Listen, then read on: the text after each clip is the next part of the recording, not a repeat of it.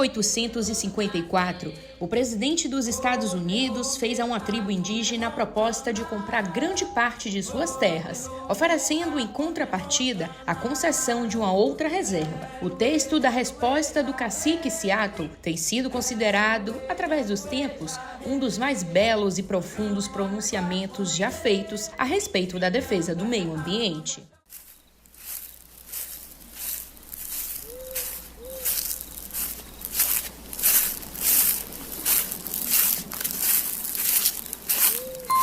Como é que se pode comprar ou vender o firmamento, o calor da terra? Essa ideia nos parece estranha. Se não possuímos o frescor do ar e o brilho da água, como é possível comprá-los? Cada pedaço dessa terra é sagrado para o meu povo. Cada ramo brilhante de um pinheiro, cada punhado de areia das praias, a penumbra na floresta densa, cada clareira e inseto a zumbir são sagrados na memória e experiência do meu povo.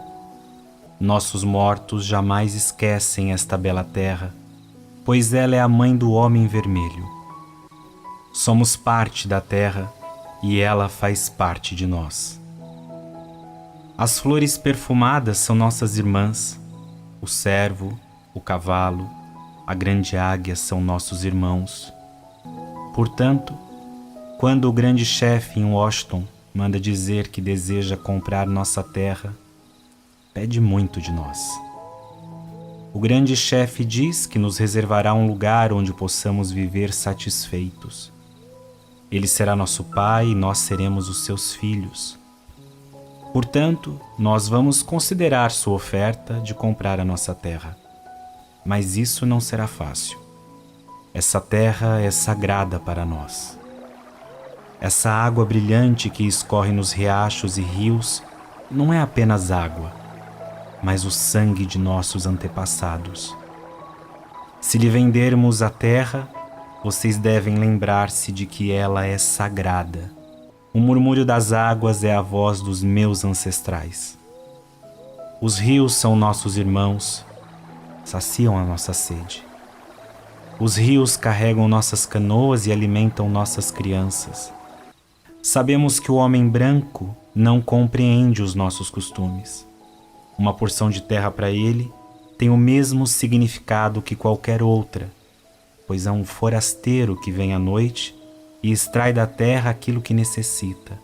Trata sua mãe, a terra, e seu irmão, o céu, como coisas que possam ser compradas, saqueadas, vendidas como carneiros ou enfeites coloridos.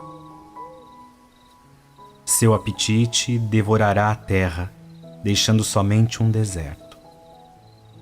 Eu não sei, os nossos costumes são diferentes dos seus. A visão de sua cidade esfere os olhos do homem vermelho.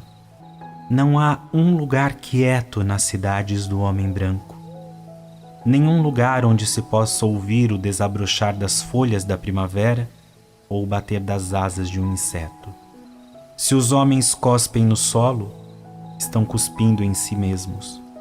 Isto sabemos. A terra não pertence ao homem. O homem pertence à terra. Onde está o arvoredo? Desapareceu. Onde está a águia? Desapareceu. É o final da vida e o início da sobrevivência. Cacique Seattle, 1855.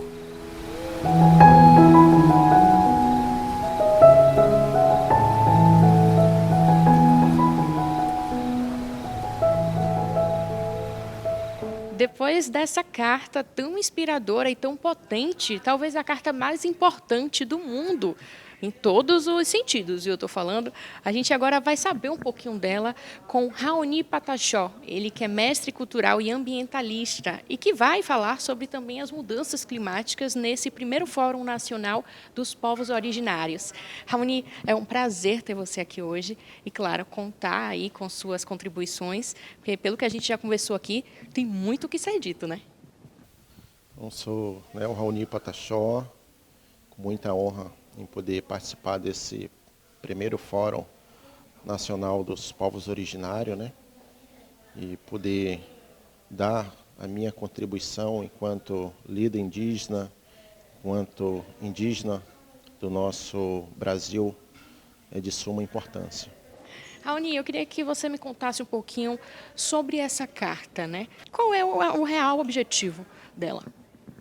Bom, a carta ela foi um pronunciamento de um grande líder norte-americano, o cacique Seattle, e ela foi escrita em 1855 e sendo a sua referência como um dos maiores manifestos sobre a questão ambiental de todo o planeta, né?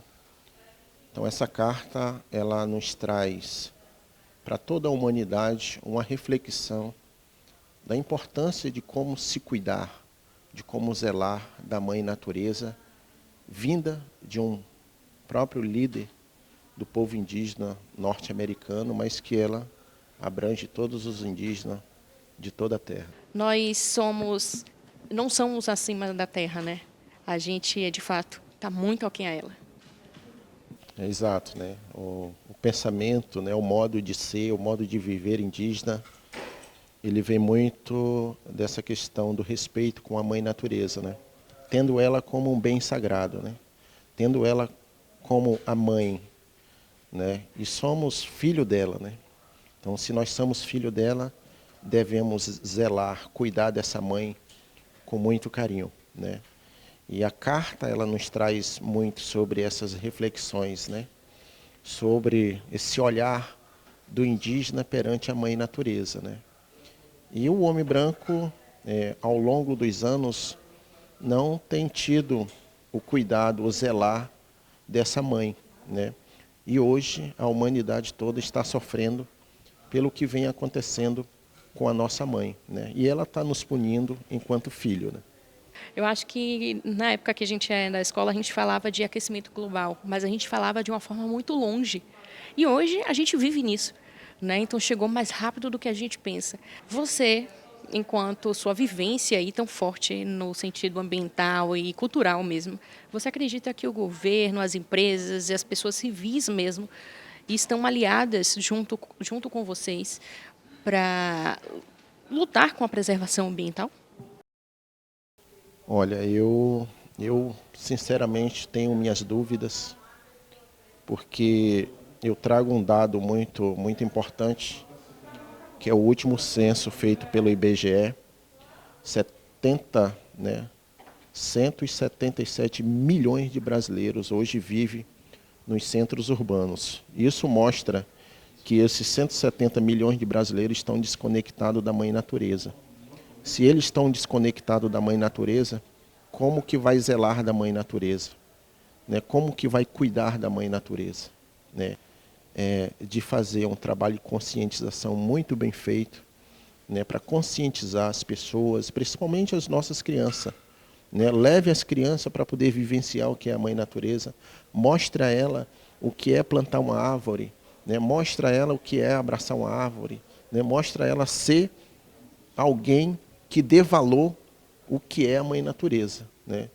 Aí sim, nós vamos ter, de uma forma talvez não tão grande, mas de uma forma média, uma geração que possa dar valor à nossa mãe natureza. Se não for isso, infelizmente, todos nós vamos ser punidos pelo que a mãe natureza está por vir, que não vai demorar muito. E para não esquecer, né? Eu já estava aqui. Eu fiz é ótimo. Aí, ó.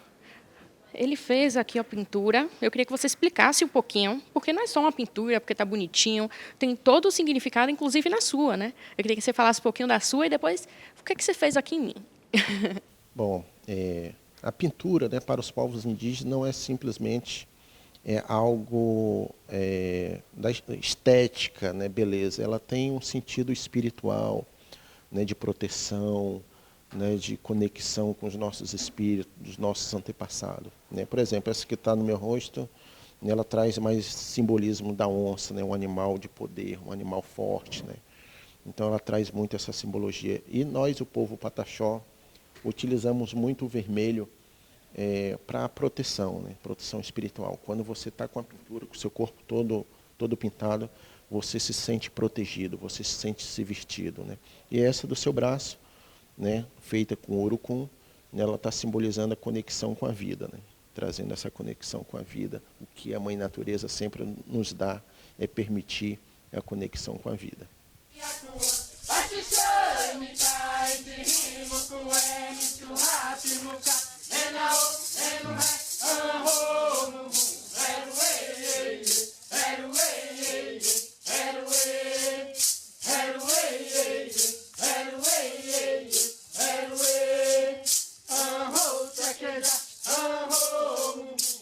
Olá, minha gente, é um prazer ter a sua companhia nessa manhã de sábado e hoje a gente está com um tema, digamos que muito importante, muito potente, mas que a gente precisa fomentar cada vez mais. Estamos no primeiro Fórum Nacional dos Povos Originários, promovido pela Band Bahia e com apoio de diversos órgãos e marcas.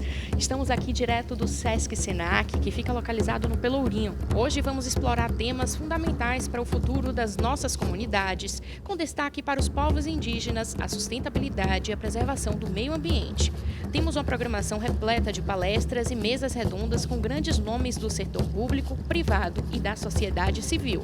Prepare-se para ouvir ideias inovadoras e experiências valiosas. Vamos começar a nossa jornada?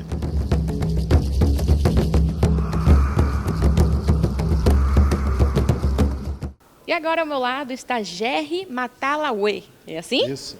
Eita, maravilha. Ele que é coordenador de políticas para os povos indígenas da CEPROME. Gerry, é um prazer ter a sua presença aqui. Quero te dizer também que eu estou já anestesiada, assim, com tanta informação bacana, né, sobre esse fórum, esse primeiro Fórum Nacional dos Povos Originários. E eu já quero de cara te perguntar de que forma é que os povos originários, sobretudo os indígenas, podem ser mais ativamente ouvidos diante de uma sociedade que é tão capitalista, né, que tenta o tempo todo tornar os nossos povos originários cada vez mais invisíveis, né? Me conta um pouquinho. Bruna, é um prazer poder participar de um projeto tão belíssimo como esse que a Band está realizando, especialmente no momento, né, que o processo de visibilização dos povos indígenas tem sido cada vez mais garantido, né, com a criação do Ministério, aqui um governador indígena, nós criamos uma superintendência para tratar do assunto da população indígena, e a gente vê o nosso povo cada vez mais se motivando a assumir a sua identidade, né? É tanto que o censo de 2022 aprovou isso, né? Nós saímos de 56 mil para 229 mil pessoas se autodeclarando indígena na Bahia. Isso significa o reforço e a garantia de que essas pessoas podem exercer essa identidade. Então, é muito importante que iniciativas como essa possam promover ainda mais essa legitimação da narrativa indígena. E a nossa presença aqui, com certeza, para trazer as vozes das nossas comunidades, nossos povos, e pensando de que a gente possa dialogar com a sociedade de forma plena. Os povos indígenas têm falado muito. Nós temos falado através de cartas, nós temos falado através das matas, através dos nossos rituais. Infelizmente, a gente tem tido pouca ressonância, poucas pessoas têm sido parceiros dos povos indígenas. E acredito que essa iniciativa é um pouco isso, para a gente sair da bolha e mais pessoas virem conhecer as nossas lutas e conhecer principalmente aquilo que nós estamos lutando. Quando nós estamos lutando por território, não estamos lutando por um território para apenas uma pessoa, ou não estamos lutando por um território onde é apenas um lugar. Nós estamos o lugar dos encantados, o lugar das pessoas, mas também o lugar dos encantados, o lugar dos animais e assim por diante. Quando nós estamos pensando na educação, nós estamos pensando na ancestralidade de tudo aquilo que foi a contribuição do passado, do presente e para o futuro. Quando nós estamos pensando no nosso território, nós pensamos na questão ambiental, onde todo o planeta serve como um objetivo principal. Se a gente tiver um dado rápido sobre a questão ambiental em territórios indígenas, de tudo que está demarcado e que tem preservação no Brasil, 98% dos territórios indígenas são plenamente áreas protegidas, né? E protegidas, às vezes, com nossas lutas, mas com nosso sangue, com nossas vidas. E nós precisamos que todos os brasileiros compreendam e lutem com os povos indígenas. que é que vocês pensam em fazer na prática para que isso seja cada vez mais evidente, né? Que seja cada vez mais mostrado, cada vez mais discutido, cada vez mais defendido, e de que debates como esse se tornem cada vez mais simples? Sim, isso é verdade. Nós temos tido assim, oportunidade de jovens indígenas se ingressando, né, como também na questão da mídia, né, como digitais influência. Isso significa que as vozes indígenas passam a ter um nível de importância. E o que nós queremos é que as lutas das aldeias, né, as nossas iniciativas que já estão sendo realizadas, a exemplo, né, do que a gente vem fazendo sobre a relação com a questão ambiental. Nós temos projetos, né, da agricultura orgânica nas nossas aldeias, comunidades que preservam as nascentes e assim por diante. Então, nós queremos que essas questões já sejam colocadas, porque nós já estamos fazendo. Os povos indígenas não vivem de falar, não é? Nós viemos de fazer. E, a partir disso, compreendendo que as nossas lutas também valem a pena através da educação das pessoas. O que esse fórum tem feito é também trazendo a possibilidade de educar os brasileiros em relação à sua origem primeira, que são os povos indígenas que estavam aqui presentes, estão aqui e vão continuar. Então é importante que nós tenhamos uma boa relação entre todas as nossas nações. Existem algumas dificuldades que vocês devem passar, obviamente, quando a gente fala de quebrar paradigmas. Eu queria que você citasse para a gente e o que é que a gente, né, enquanto empresa, enquanto serviço público, enquanto políticas públicas, enquanto, enfim, a gente pode fazer para que a gente contribua de forma mais efetiva, né, mais ativa nessas causas. Todos os brasileiros precisam se reconhecer mais indígena. E aí, pensando qual é a questão, você não precisa ser indígena para lutar junto conosco, né? A segunda questão, a nossa pauta ela é uma pauta legítima para todos os brasileiros, né? Entendendo de que a preservação da natureza, a preservação das culturas, da diversidade, ela é uma contribuição fundamental, seja para as artes, seja para a política, seja para a questão da economia. Então, acredito que tanto o governo quanto a sociedade precisa compreender de que legitimar e criar mais espaços para que a população indígena possa exercer a sua cidadania plena, é a maneira mais fundamental que a gente possa ter como contribuição. Os indígenas como protagonistas, criando visibilidade, e a gente vai estar junto sempre. E agora a gente vai conversar com Pedro Lima Neto, ele que é superintendente do Banco do Nordeste. Pedro, é um prazer ter você aqui. Bom dia. É uma honra, Bruno, estar aqui. Esse evento importante, um marco que a Band promove. Então é muito importante a gente estar aqui, estar inclusive apoiando o evento. Agora eu queria saber de você a importância, né, do Banco do Nordeste, instituições financeiras como um todo, facilitar essa entrada, créditos, por exemplo, dessas comunidades, né, desses povos originários. Qual a importância do papel de vocês nessa seara? A gente hoje é o principal banco financiador do governo quando se fala em Pronaf. O banco ele já apoia aqui na Bahia em torno de 90% do Pronaf. O que a Bahia faz é o Banco do Nordeste que faz. Então a gente espera fechar o ano em torno de 180 mil operações contratadas. É muita coisa. E a gente tem uma linha específica para os povos originários, que é o Pronaf-A. É um Pronaf que é bem específico para os índios e outros como assentados, etc., que é muito bom. A gente consegue ir até 50 mil por unidade familiar. E é um crédito diferenciado, juros de 0,5 ao ano, até 40% de desconto se paga em dia. Então é uma linha específica e diferenciada. E cá estamos mais uma vez voltando a falar sobre o primeiro Fórum Nacional dos Povos Originários. E claro que a gente não poderia deixar de falar com ele, que é o presidente da CBPM, a Companhia Baiana de Produção Mineral, Henrique Carvalhal. Henrique, é um prazer ter você aqui, presidente, mais uma vez, né? A gente tem que estar junto aí no Band Municípios. E seja bem-vindo. Bom, primeiro eu queria agradecer e parabenizar profundamente a Rede Bandeirantes pela iniciativa. Eu acho que é uma demonstração de que não basta você ter uma rede de comunicação que apenas leve notícias, né?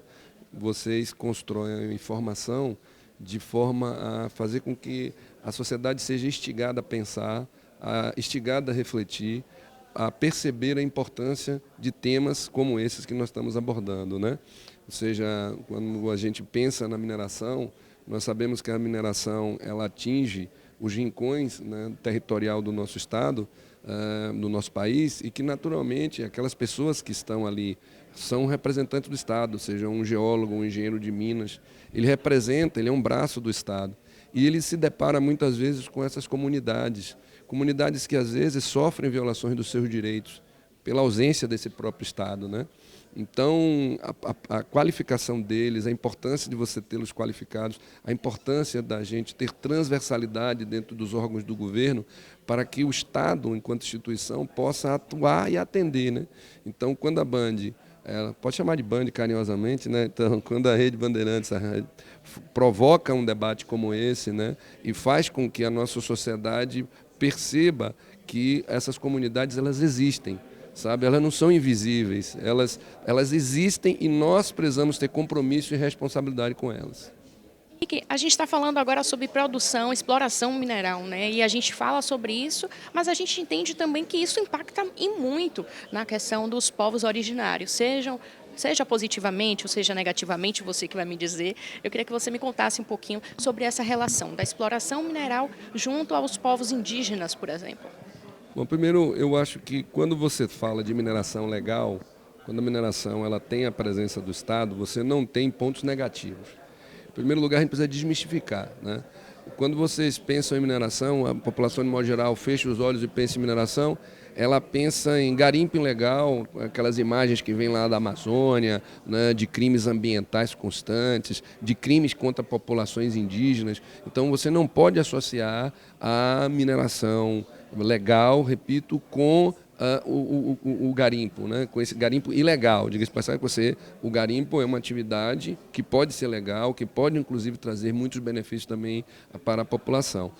Também você não pode pensar na mineração lembrando de Mariana e Brumadinho, né? Ou seja, aquilo foram crimes que foram cometidos, né? Crimes por irresponsabilidade e que a punição ainda precisa vir, né? Aí é um problema do Estado brasileiro não cumprir muitas vezes com o seu papel de punir quem tem que ser punido. Mas a mineração legal ela só traz benefícios. Onde a CBPM estiver, você não terá problemas ambientais efetivamente, porque o nosso nome carrega a palavra pesquisa, inclusive, porque nós pesquisamos, nós usamos os instrumentos da ciência para tentar identificar onde é possível realizar a mineração, onde ela tem valoração e de que forma isso pode ocorrer com menor impacto ambiental e, principalmente, com respeito às comunidades que estão no entorno daquela atividade que será realizada ou que está sendo realizada. Eu faço um desafio para qualquer baiano, para qualquer nordestino. Numa cidade onde você tem uma atividade mineral legal, pergunta se a população, seja ela a população que vive nas áreas urbanas ou nas áreas rurais, ou as próprias comunidades tradicionais que estão no entorno, se elas querem que aquela atividade pare. Então vamos pegar, por exemplo, Maracás, onde nós temos a mina de vanádio, né? Pergunta se a comunidade de Maracás ou das cidades circunvizinhas quer que aquela mineração saia dali. Pergunta se o povo de Itajibá quer que a mina de níquel que nós temos lá saia daquela região. Então, se você tem uma atividade mineral legal, ela é uma atividade responsável, ela é uma atividade com menor impacto, né, ambiental. Até se você for observar, quando você pensa uma fazenda, seja ela de gado, seja ela de algodão, seja ela de soja, né? Qualquer atividade do chamado agro, você vai ter uma grande quantidade de territorial utilizado. Quando você vai para a indústria, você também precisa de áreas muito grandes, você precisa de um entorno muito grande para a sua intervenção. Já na mineração, você tem uma área segregada muito menor. Isso é algo muito tranquilo de se observar, basta você olhar as imagens que você vai compreender o que eu estou lhe pontuando. Então, eu acho muito interessante, porque no momento que a gente vive, quando você traz debates como esse sobre os povos originários, você traz também um debate sobre a questão ambiental e você traz pessoas que elas constroem fake news, elas constroem argumentos que não são verdadeiros e que acabam criando uma grande confusão. Até porque quando alguém se diz assim, eu sou contra a mineração, mas faz isso com um aparelho de celular, né, ele grava para a internet, veja bem o que nós estamos falando, né, que para a internet circular, ela não circula na nuvem, né, ela tem, né, cabos de fibra ótica, etc. E ela utiliza um aparelho que tem sílica, que tem grafita, que tem níquel, que tem cobre, que tem lítio, ou seja, que teve mineralização plena. Normalmente essas pessoas não percebem, mas falam com brincos na orelha, falam com piercing no nariz, ou seja, essas pessoas utilizam-se o tempo inteiro de mineração. Moram em casas que foram construídas com cimento, que vem do calcário, né? Enfim, ou seja, você não tem como se colocar contrário à mineração. Eu acho que é preciso deixar isso bem claro. Nós somos contra a mineração ilegal, nós somos contra a mineração predatória. Isso sim, eu acho que você conta com um grande apoio social e com o apoio de todos os que são responsáveis. Mas nós precisamos desenvolver a Bahia, nós precisamos produzir riqueza. Nós só vamos conseguir enfrentar a pobreza no nosso estado, nós só vamos conseguir preservar plenamente o meio ambiente, inclusive tendo recursos para fazer isso. Então é fundamental que a gente compreenda que qualquer movimento contrário ao nosso desenvolvimento econômico, ele é contrário aos povos tradicionais, ele é contrário ao meio ambiente e ele é contrário ao desenvolvimento humano. Então, eu garanto para você, e eu faço esse desafio, quem não conhece precisa conhecer a mineração. Quem não conhece precisa se aprofundar para que não fale bobagem. Porque até quando você come, o que você está comendo, ele possui mineral. Porque o feijão, o arroz, né, teve fertilizantes que foram feitos à base de produtos minerais extraídos através da mineração. E até a água, né? A água é uma atividade mineral. Pois então, como é que alguém pode ser contra mineração? E agora a gente vai falar com a superintendente dos povos indígenas, Patrícia Patachó. Patrícia, é um prazer ter você aqui. Muito bem-vinda, viu?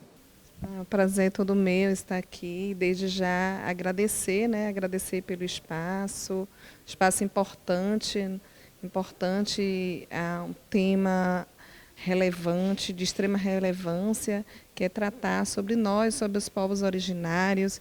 E que bom, né? Que bom que esse primeiro Fórum Nacional começou pela Bahia, né? Isso é muito bom. Significativo, né, Patrícia? Agora, eu queria entender um pouquinho. O seu papel, né, enquanto superintendente dos povos indígenas, é incluir os povos nas políticas públicas do nosso estado, né? Mas para isso acontecer, existem alguns desafios, né, Patrícia? Eu queria que você contasse um pouquinho para a gente qual a maior dificuldade para essa inclusão e levar essas políticas públicas, né, para esses povos e que, de fato, isso seja cada vez mais visto. A superintendência é uma estrutura nova, né, que foi criada pelo nosso governador Jerônimo Rodrigues, né, que também é indígena. É uma pasta extremamente relevante, de uma importância muito grande para os povos indígenas na Bahia. É uma pasta que a gente atua em transversalidade com as demais secretarias de Estado, mas também aqui com essa transversalidade, mas aqui formulando, ajudando na formulação da política pública, também das políticas públicas e também articulando também. Mas isso nos dá uma responsabilidade muito grande. A gente tem a segunda maior população indígena do Brasil. Nós temos aqui mais de 33 povos, né? Então já viu o tamanho. E assim, territorialmente diversos, né? Então, são várias culturas e essa formulação de políticas públicas, essa escuta ativa, isso é uma atribuição nossa, né? A gente precisa, e como o governador sempre nos orienta, os povos indígenas precisam ser consultados, precisam ser ouvidos. E essa é a nossa missão, né? De ouvir os povos indígenas, de formular junto com eles, com os nossos parentes, qual a política mais adequada, né, mais acessível aos territórios, que respeita a diversidade cultural, a pluralidade que nós temos na Bahia. E levar essas políticas públicas tem sido muito gratificante e, claro, com todo o apoio. E, assim, uma pauta que, de fato, para o nosso governador é de extrema relevância e tem sido uma pauta central dele, né? É esse respeito à diversidade e a garantia de direitos, porque política pública nada é do que garantia de direitos, né? E essas garantias desse direito precisam ser levadas à ponta aos territórios indígenas. Além de todo esse conhecimento que a senhora tem, você também tem uma vivência muito forte, né? Ou seja, você tem um local de fala, um lugar de fala, né? Isso faz diferença na sua atuação?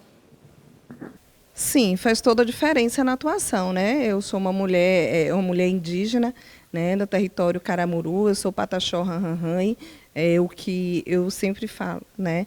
Eu, nas minhas falas, eu tenho o maior orgulho, né? Orgulho da minha etnia, orgulho do meu povo, orgulho dos povos indígenas, pela luta dos meus mais velhos. Isso me dá um lugar de fala que, de fato, eu reconheço ali a necessidade de garantir direitos, né, direitos esses que estão nas legislações, na Constituição Federal, assim como outras legislações, mas que, de fato, muitas vezes não acontecem, não são implementadas, né, e esse é o meu lugar. O meu lugar é tirar isso do papel, né, isso coordenado juntamente com o nosso governador, com os nossos secretários, com os meus colegas, e levar para os nossos territórios. Né, territórios esses, né, que é toda uma luta, né, uma luta ali para demarcar, que não cabe ao governo estadual, mas sim o governo federal, que vem sendo feito. Claro, a gente quer mais, né? A gente não quer apenas isso que está posto, a gente quer muito mais, mas a gente precisa também compreender todo o cenário que a gente tem. Né? Mas, enquanto isso, a gente não pode demarcar todos os territórios no momento, tudo bem, mas a gente precisa garantir essas políticas públicas no território. Maravilha, a gente conversou agora com Patrícia Patachó, ela que é superintendente dos povos indígenas. De fato, foi um prazer te escutar e a senhora é um motivo de muito orgulho, né, para todos nós baianos e com certeza para todo o Brasil. Obrigada. Eu que agradeço por tudo, pelo espaço. Né? Hoje a gente precisa agradecer pelo espaço e pelo respeito, pelo reconhecimento aqui dos direitos aos povos indígenas. E a gente vai seguir acompanhando o primeiro Fórum Nacional dos Povos Originários e, claro, a gente vai conversar com todos os palestrantes e as figuras mais principais, né, podemos dizer, desse primeiro evento que é tão potente e muito significativo está acontecendo aqui no nosso estado. E ao meu lado agora, Luiz Gavazza, ele que é o diretor-presidente da Bahia Gás. Presidente, é um prazer ter o senhor mais uma vez aqui. Conversar com o senhor sempre é uma aula, né? A gente já tomou uma aula ali na estante com o Carvalhal. Tá bom, Bruna. Prazer enorme estar aqui com vocês. Aliás, o que fiz agora há pouco na abertura desse brilhante evento, que, como eu disse, tem que ficar, né? É uma iniciativa fantástica do Grupo Band de Comunicação. Temos a segunda população indígena do Brasil, temos muitos quilombos, muitas comunidades oriundas de quilombos. Os povos indígenas, eles estão no nosso país há mais de 500 anos. Então a gente, como empresa distribuidora de gás, para fazer isso, para poder entregar o gás canalizado nas residências, nos diversos segmentos da economia baiana, a gente licita empresas que constroem os dutos, a gente as fiscaliza. E um valor maior para nós é exatamente a compensação ambiental. Então a gente está tratando sempre, quando trata do gás natural, a gente está tratando de transição energética, de redução da emissão de carbono e de preservação do meio ambiente e da qualidade de vida do nosso povo, além de levar um energético que é mais barato. De modo que a gente vai nesse processo de prospectar o mercado e de cumprir a missão que a concessão nos deu, de levar o gás natural a todo o estado da Bahia. Nem sempre a gente vai conseguir fazê-lo com o gasoduto fisicamente, mas a gente vai encontrar formas mais criativas e, como eu te disse, sempre no raciocínio de que a transição energética, que eu prefiro até chamar de diversificação energética, é uma missão. A gente o faz desde sempre, mas a gente atua junto com as energias renováveis e, ao mesmo tempo, a gente se renova quando a gente parte para a produção do biometano. A gente está tratando o lixo urbano, os resíduos agrícolas, o lodo do esgotamento sanitário. Tudo isso pode ser transformado em energia, bioenergia, biogás, que tratado vira o biometano. Então, a nossa, digamos assim, a nossa missão, a nossa pegada é nesse sentido. Tá vendo? Confesso, eu já sabia, né, que seria uma aula, mas eu tenho certeza que o pessoal de casa deve estar lá, todo mundo de boca aberta, porque realmente eu passaria aqui o programa todo escutando o presidente, porque ele sempre arrasa, ele sempre traz ideias fantásticas, né, e faz, de fato, com que a gente reflita sobre assuntos que são do nosso dia a dia, mas muitas vezes a gente deixa para lá, ou vai empurrando com a barriga, ou deixa despercebido, porque talvez as pessoas achem que não faz parte do nosso dia, mas fazem, porque como a gente falou, eles são os guardiões, né? Eles que estão aí protegendo a nossa fauna, a nossa flora.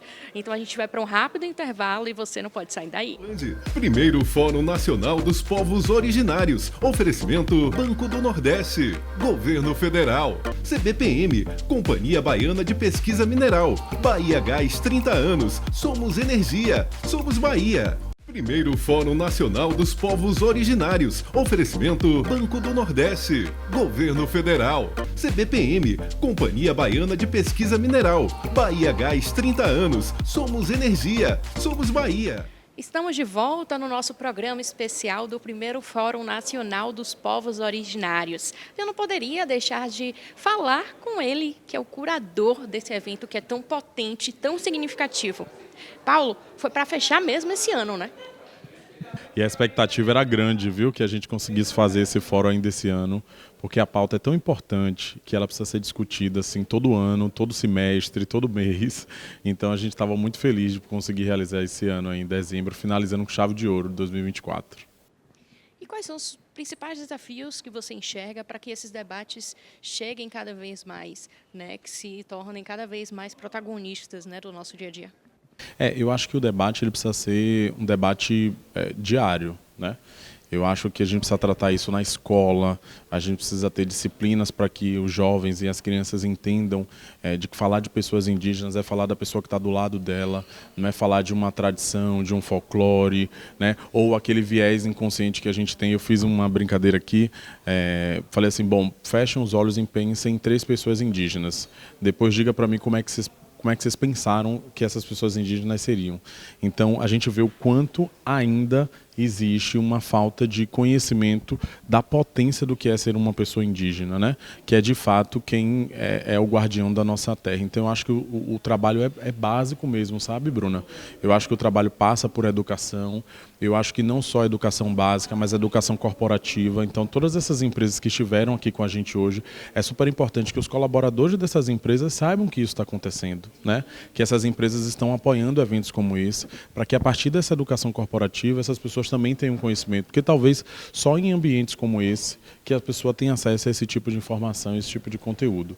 Então, a Band está de parabéns por ser esse canhão de comunicação, né? Por trazer luz a esse tema. Então, a gente está fazendo esse trabalho de conscientização mesmo.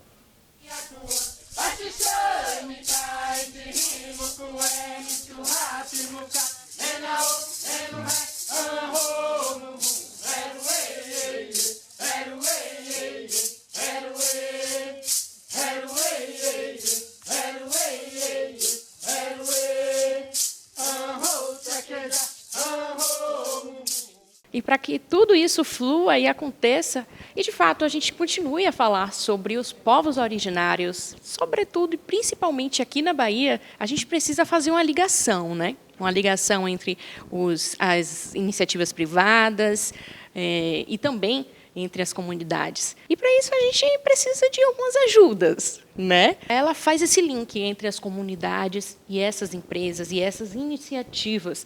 Tudo isso para deixar os direitos dos povos indígenas cada vez mais em evidência, né, Eunice? É um prazer ter você aqui. Prazer é todo meu.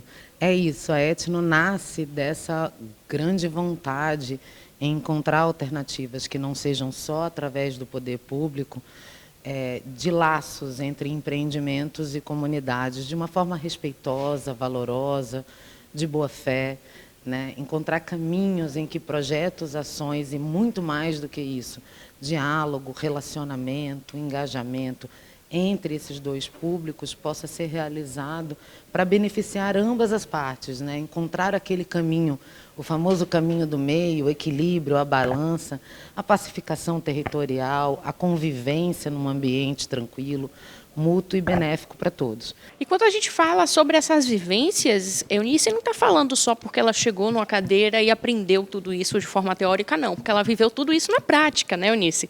Você foi criada em uma aldeia. Conta um pouquinho dessa trajetória. Eu nasci aqui em Salvador, muito orgulho de ser baiana, como todo bom baiano, né? E meus pais foram para Porto Seguro quando eu era muito jovem. Especificamente, Porto Seguro não, Santa Cruz de Cabralha, Coroa Vermelha, o local da celebração da primeira missa, onde tem a aldeia indígena de Coroa Vermelha. E eu fui criada ali, né? Os meus amigos e a minha infância, a minha juventude foi com a comunidade indígena. Forte, né? E falando agora sobre essa interlocução que ela faz entre as comunidades, a vivência dela, que é o lugar de fala dela, uma propriedade muito nata mesmo, como ela disse, ela saiu daqui muito nova, tem também essa dificuldade. Talvez você tenha tido mais dificuldade anteriormente. Hoje você acha que está mais fácil ou mais difícil fazer essa interlocução, fazer esse link entre comunidade e a iniciativa privada, por exemplo? Tentando não usar clichês, né? A globalização ajudou a gente muito nesse processo, né? Colocou todo mundo na mesma página, né? Então, as comunidades elas podem acessar a informação com maior tranquilidade e os empreendimentos podem entender a cultura dessas comunidades com uma maior facilidade. E é o que a gente está falando, né? Você não é só simplesmente os povos indígenas ou o meio ambiente, mas é uma cadeia, é o famoso ESG, né? O social que está ali inserido, é a sustentabilidade que está ali inserida.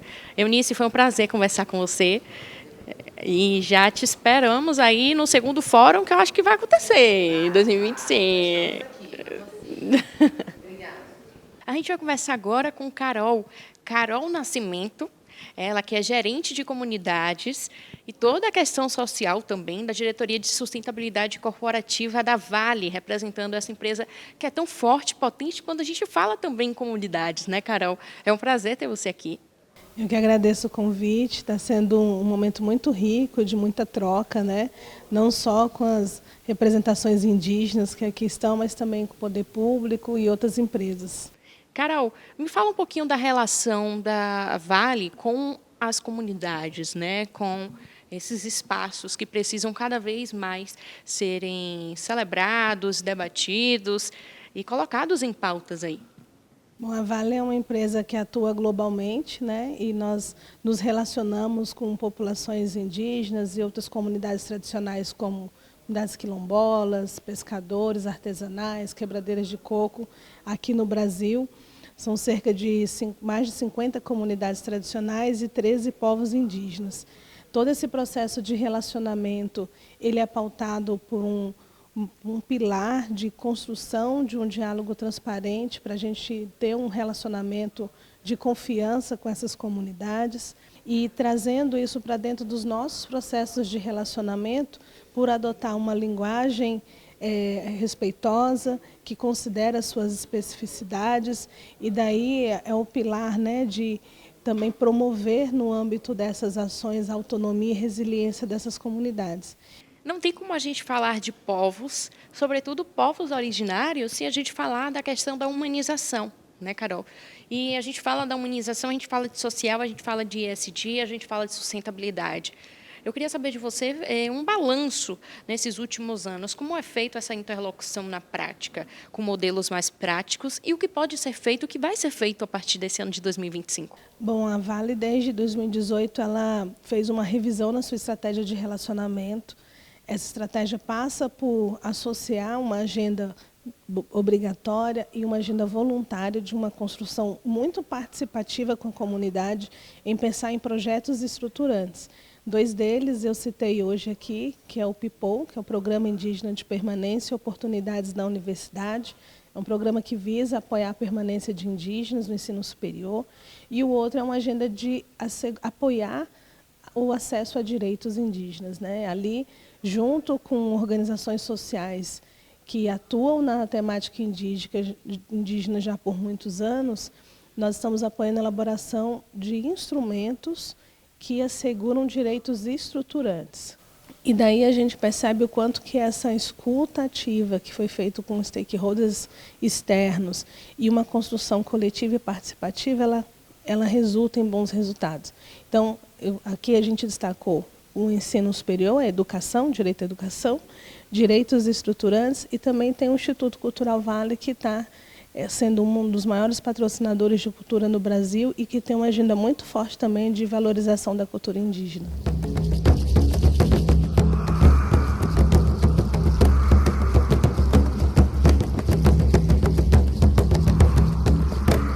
E agora a gente vai conversar com o Reginaldo Pataxó Acanauã, que significa cacique guerreiro. Ele já me deu um spoiler aqui. E a gente vai falar sobre educação e letramento indígena.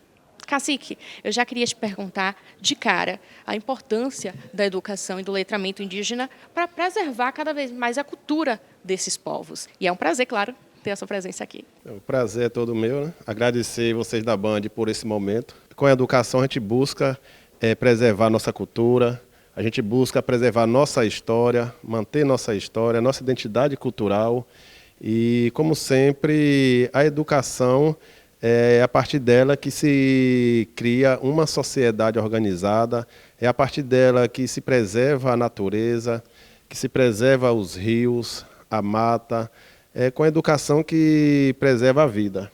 Então, a gente pode dizer que a educação e o letramento indígena é símbolo de resistência diante de uma sociedade tão urgente, né, dominada aí pela modernização? Sim, com certeza. Imagine vocês hoje, a gente sem educação, a gente não teria a doutora Patrícia Pataxó, primeira superintendente do estado da Bahia, né? A gente não teria Gerry Matalauê, a gente não teria José Carlos, Reginaldo, mais de 600 professores, a gente não teria parentes de advogados, a gente não teria um Ailton Krenak, a gente não teria um Davi Copenal, a gente não teria Joênia, a gente não teria a nossa deputada Célia Chacriabá, a gente não teria nossos doutores. E os nossos mais velhos sempre procurou dizer a gente, meninos, vão estudar. Vão estudar para vocês ser doutores, para vocês defender a nossa causa, vocês defender nossos direitos, defender nosso território. E, para tanto, nessa sociedade tão exigente que se a gente não tiver também com um pé na aldeia e o outro no mundo, lá fora, a gente acaba ficando dentro de uma bolha e sufocando dentro dela. Então, é importante que nossos jovens, é importante que nossos parentes vejam a educação indígena como um arco e flecha.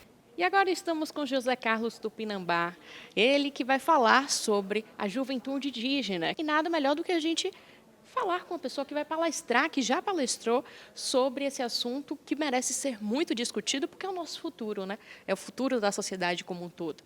A juventude ela é muito importante porque ela caracteriza um futuro próximo, que é o futuro do país, né? Se você for observar hoje para as comunidades indígenas, a partir da Constituição, em que os direitos aos povos indígenas eles passaram a ser garantidos e que as comunidades elas podem vivenciar uma possibilidade dentro dessa diversidade, a juventude ela acaba sempre se fortalecendo. A juventude indígena ela não atua somente dentro do território indígena, né? Ela passa também a atuar em outros espaços, em outras vertentes. Um espaço, né, um contexto que é muito forte, que os indígenas têm ido muito para falar das suas questões, inclusive a universidade, né? A gente hoje tem o último censo, né, tanto do IBGE, tanto com o INEP, eles trouxeram aí dados de que a gente tem hoje dentro das universidades mais de 46 mil estudantes indígenas em todo o país, né? E eu acho que o diferencial disso, que em alguns momentos esse indígena ele precisava sair da aldeia, deixar as suas culturas, as suas identidades, as suas vivências para atuar nesse mundo do não indígena. E hoje a gente tem isso como um diferencial, que esses estudantes eles passam a entrar na universidade justamente para fortalecer esses contextos que vivenciam dentro da própria comunidade. E eu corroboro até com tudo que você está falando, porque na época que eu ainda era da escola, ainda tinha aquela situação de se fantasiar de índio, não era de indígena, era de índio, como se fosse um personagem figurado que já tivesse passado muito tempo atrás e que não existisse mais, por exemplo. Hoje em dia, a maior consciência, né, desses jovens é de que índio não se fala indígena. Isso eu vejo que está muito mais claro. Dessa cobrança, quando alguém se fantasia de índio no carnaval, que diminuiu bastante, porque os jovens estão cobrando isso, inclusive dos mais velhos, né? Não se fala índio, se fala indígena. Isso não é fantasia para você colocar no seu filho. Então, esse movimento, né, que são mínimos está chegando cada vez mais forte, né, ultimamente, e vocês também têm feito um trabalho excepcional para isso, e fóruns como esse também fomentam muito essa ideia, né? Trazer os indígenas ou pensar num fórum com debates, né, com temas tão prioritários, né, e trazer os povos originários para fazer esse debate, eu acho que você acaba alargando, na verdade, essa discussão, né, no contexto brasileiro, no contexto baiano, e também fortalecendo a ideia do que a gente tem pensado hoje numa educação antirracista, né? Então, como você mesmo disse, a gente passa para uma era que não é mais tolerável uma escola, às vezes até mesmo com um povo indígena do lado, e ele está fantasiando o próprio estudante, né, de índio, porque esse sim é o índio, né, o índio colonizado, é o índio que a colonização trouxe, é o índio que o livro didático disse, que é um índio que foi praticamente extinto no Brasil, né, e traz uma caricatura que não é a nossa, né? A gente tem os nossos adereços, a gente tem a nossa pintura e tem os nossos símbolos e significados, né? Quando você vê um indígena, né? E por isso essa ideia de índio e de indígena, porque quando você fala índio, você acaba classificando todo mundo. É como se todo mundo fosse parecido, fosse igual, tivesse a mesma cultura, tivesse a mesma tradição. E quando você utiliza-se do termo indígena, você acaba trazendo essa ideia de povos, de originários, que é uma ideia do fórum que vocês trazem, né? O Fórum dos Povos Originários. Então, eu acho que a gente também tem avançado nesse sentido. A gente tem uma juventude que tem levado essa pauta para as escolas não indígenas, para os debates, inclusive em contextos internacionais, né? E quando eu falo que essa juventude ela tem adentrado diversos espaços, é justamente isso. Eu acho que as redes sociais hoje têm sido uma forte ferramenta para que a gente mude essas narrativas e traga um pouco das nossas vivências para esse contexto histórico e social. E ao meu lado, Renata Tupinambá, ela que é cacica da aldeia do Divino Espírito Santo. É um prazer ter Renata aqui. Ela já me confessou que o manto dela foi feito especialmente para esse evento. Eu já estava aqui paquerando, porque é muito bonito, os cocais também. Ela está usando 2, viu? Tudo isso para ficar mais gata do que ela já é. E a gente vai falar sobre letramento indígena. Renata, de cara eu quero te parabenizar, né, pelo seu trabalho, por tudo que tem feito, dizer que você está muito linda, eu já disse, e eu queria já te perguntar qual a importância, né, desse letramento, sobretudo para perpetuar cada vez mais essa língua nativa indígena também, não só a língua, mas também toda a identidade, né? Isso, aí você já começou falando do manto, né, que é ancestral, né, essas penas que eu consegui, né, dos parentes lá do Maranhão, especialmente, né, para a cacica, Renata, como eles falam, fiz especialmente para usar hoje, né, como se sabe, a gente tem um manto tupinambá que hoje, né, está lá no Museu Nacional, mas tem aí, né, o de Célia Tupinambá, que ela ressignificou também, mas chega a ser um manto, mas eu acho que aqui é o meu sagrado agora, né? Então, assim, para falar do letramento, né, para falar também dessa educação, eu acho que falar de educação também escolar vem a educação ancestral, né? Vem essa educação, vem falar de vó, vem falar do avô e dessa nossa ancestralidade. Então, assim, o respeito, né? Quando eu falo esse respeito é pela cultura, né? Pelos ensinamentos dos nossos mais velhos, né? Para os nossos jovens, né? Que eles não venham a perder a tradição. Eu falo muito sobre a questão das mídias digitais. De certa forma, é bom para o nosso povo, né? Para denunciar, né, o que está acontecendo dentro dos territórios. No meu caso mesmo, a gente teve uma invasão na nossa aldeia e o uso do celular foi muito importante porque eu filmei e coloquei nas mídias sociais. Então, assim, como eu falei, é bom, ao mesmo tempo é ruim, porque tira a gente da nossa ancestralidade, onde a gente tem que fazer o nosso toré, onde a gente tem que fazer as nossas obrigações da aldeia.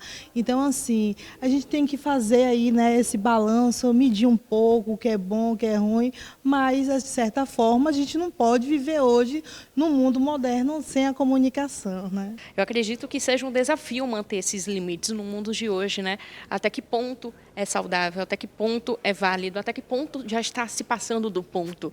Eu queria que você contasse um pouquinho sobre isso na prática. Assim, a gente quando faz os nossos rituais, tem pessoas que chegam ao caboclo, né? Então, assim, nem todo mundo a gente quer que seja filmado, né, de certa forma, porque é uma ancestralidade, é algo dele. Então, assim, a gente pede para que todos abaixem a câmera. Então, assim, é importante, as pessoas, né, e abaixa a câmera e depois pergunta sempre a gente o porquê. E agora eu vou liberar a Cacica, porque agora ela vai palestrar muito sobre isso, sobre a educação, a importância também e do letramento. Cacica, foi um prazer dividir tudo isso com você e boa sorte. Muito obrigada. E a nossa pauta agora é sobre ocupar espaços, que é isso que a gente fala desde o início do programa, né? De tirar a invisibilidade dos povos indígenas, dos povos originários e colocar de fato como protagonistas desse mundo, até porque eles são os nossos guardiões e os guardiões da fauna e da flora. E para falar sobre isso, não teria uma pessoa melhor, né? Ele que é Taquari Pataxó, eu vou precisar dar uma pescada aqui porque o currículo é grande, viu? Ele é formado em Direito, educador, palestrante sobre as causas indígenas, pesquisador das questões étnico-raciais na educação, e ele já me disse aqui que também está fazendo mestrado. Vou iniciar agora. E tem muita coisa, viu? Esse aí gosta de estudar, mas tudo em prol de manter a cultura do seu povo viva, né? Foi um prazer ter você aqui. Isso, obrigado. Isso tudo no sentido de conhecer cada vez mais, não somente a minha cultura, do meu povo indígena Pataxó, mas também as diferentes culturas existentes em nosso país, né? Para que assim eu possa ajudar também a educar o não indígena, né? Ajudar a desconstruir vários preconceitos, estereótipos, né? A respeito, né, de nós, povos originários, né? Que ao longo de vários anos foi construída, as pessoas não nos conhecem, não nos entendem, né? Porque também nós somos 305 povos, falamos 274 línguas diferentes. Então, povos às vezes vizinhos, um fala tupi, outro fala uma outra língua diferente. No caso, nós, Pataxó, falamos Pachorrã, nossos vizinhos Tupinambá falam tupi, né? Eles têm a manifestação cultural deles é diferente da nossa, a espiritualidade. Então, são muitas culturas distintas, né? Chegamos ao final do nosso programa especial sobre o primeiro Fórum Nacional dos Povos Originários. Foi um prazer ter a sua presença e a sua companhia, a sua audiência nesta manhã. E, claro, agradecer também aos nossos palestrantes, a todas as pessoas que sentaram aqui na cadeira e dividiram esse conhecimento sobre temas que são tão importantes, que é a valorização dos povos indígenas, dos quilombolas também e, claro, do nosso meio ambiente, porque tudo faz parte da nossa vida e é importante para o presente e também para o futuro. E o nosso debate só está começando, viu? Porque esse ano ainda teremos mais um segundo Fórum Nacional dos Povos Originários e a gente vai dar seguimento aí a todo esse debate que só está começando, que só está no início.